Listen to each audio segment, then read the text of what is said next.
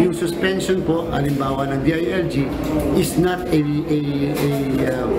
will not bar o hindi po pipigilan yung pagpa-file ng Certificate of Candidacy sa amin po sa Comelec. Tatanggapin pa rin ng Commission on Elections ang Certificate of Candidacy o COC ni Bamban Tarlac Mayor Alice Go kung sakaling muli itong tumakbo sa 2025 midterm elections.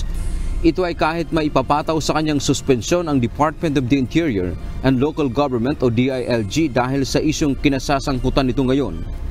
Paliwanag ni Comelec Chairperson George Erwin Garcia, ang suspensyon ay hindi maaaring ground o batayan para hindi makatakbo ang isang individual. Tanging pinalnahato lang ng korte sa isang kaso ang makapipigil o makapagdiskwalipika sa pagtakbo. Of course, hindi po natin pinag-uusapan pa yung mga ibang kaso na pwede ma-file sa kanya. Ayaw po natin i-preempt yung pwede mag-file sa kanya ng kaso. Ayan naman muna magkomentaryo ng Comelec sa ginagawang investigasyon ngayon ng Office of the Solicitor General na maaaring magresulta sa co-warrant of proceedings na posibleng maalis si Go sa pwesto.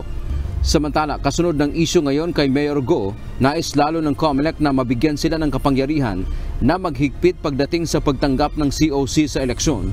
Gusto ng komisyon na dagdagan ang mga dokumentong isusumite tulad ng birth certificate ng isang kandidato.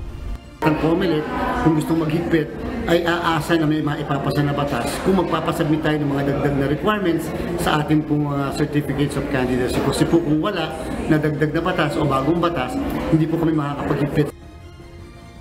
Sa ngayon, walang kapangyarihan ang Comelec na tanggihan ang COC kahit pa ng isang pinaghihinalaang drug addict na tumakbo dahil wala namang batas na nagbabawal dito. Kahapon muling iginiit ni Mayor Go na lehitimo siyang Pilipino at wala siyang balak umalis ng bayan ng Bamban anuman ang mangyari. Hindi niya iiwanan yung Bamban Tarlac. Mayor, you confirm, iwanan mo Bamban? At ako po ay isang Filipino. Dantiamento, UNTV, News and Rescue. Diyos ang aming sandigan, serbisyo publiko ang aming pinahahalagahan.